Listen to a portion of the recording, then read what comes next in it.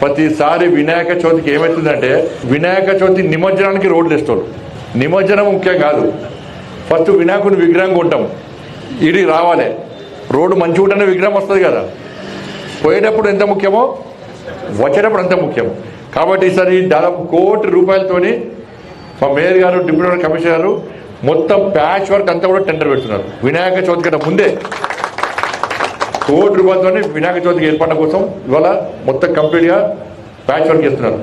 మొన్న బోనాల పండుగకు అన్నిటి కూడా ఏర్పాట్లన్నీ కూడా కార్పొరేషన్ నుంచే పూర్తి ఖర్చుతో కార్పొరేషన్ బోనాలకు ఏర్పాటు చేస్తాం. మనం వినాయక చవితి కూడా పూర్తి ఏర్పాట్లు ఎక్కడ ప్రజలకు ఇబ్బంది కాకుండా ఒక మంచి వాతావరణంలో గణేష్ నవరాత్రి ఉత్సవాలు జరుపుకోవాలనే ఉద్దేశంతో గతానికి భిన్నంగా పోయినసారి ఏ సమస్యలు వచ్చినాయి, ఏ ఇబ్బందులు వచ్చినాయో దాన్ని తెలుసుకొని అటువంటి సమస్యలు రాకుండా ఉండడానికి ఇలా కార్పొరేషన్ తరఫున వినాయక నవరాత్రి ఏర్పాట్లు అన్నీ కూడా చేస్తున్నాం. ఇలా కరెంటు బిల్లు కూడా ఊకే మంటపాలకు ఏం చేస్తారంటే వాళ్ళ డ్యూటీ వాళ్ళు చేస్తారు, ట్రాన్స్కోర్ వాళ్ళ డ్యూటీ వాళ్ళు చేస్తారు, వాళ్ళ బిల్లు వసూలు చేయాల్సింది, లేకుండా వాళ్ళ ఉద్యోగాలు పోతాయి. ఈ కరెంటు వైరు వేయడం, గుంజడం, కొత్త మంటపాలు ఏర్పాటు చేయాలి. ప్రజల కొత్త యువతను ఎంకరేజ్ చేయాలి. కొత్త యువతను ప్రోత్సహిస్తేనే భక్తిభావం పెరిగితేనే వాళ్ళు కూడా క్రమశిక్షణ వస్తుంది వాళ్ళు.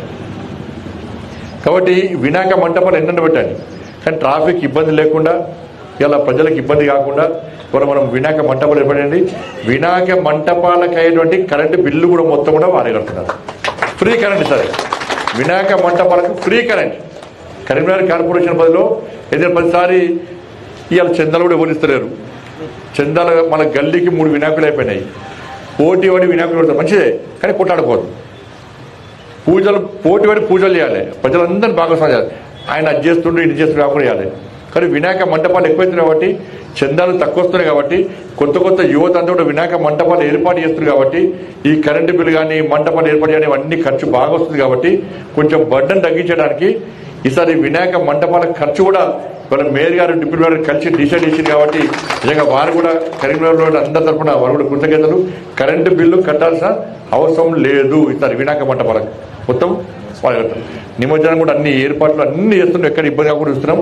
మీకేమైనా సూచనలు సలహాలు ఉంటే మా మేయర్ గారికి, డిప్యూటీ మేయర్ గారికి, మీ దగ్గర మీ డివిజన్ కార్పొరేటర్లకు చెప్పండి. వాళ్ళు వచ్చి ఏ విధంగా ఇంకా బ్రహ్మాండంగా ఒక పండుగ వాతావరణంలో, ఒక ప్రశాంతమైన వాతావరణంలో వినాయక నవరాత్రి ఉత్సవాలు జరుపుకోవడం, అట్లా జరుపుకోవడం అందరూ కలిసి జరుపుకోవాల్సిందిగా మీ అందరికీ విజ్ఞప్తి చేస్తూ ఇంకా రాబోయే రోజుల్లో ఇంకా అభివృద్ధి కార్యక్రమాలు చేస్తాం.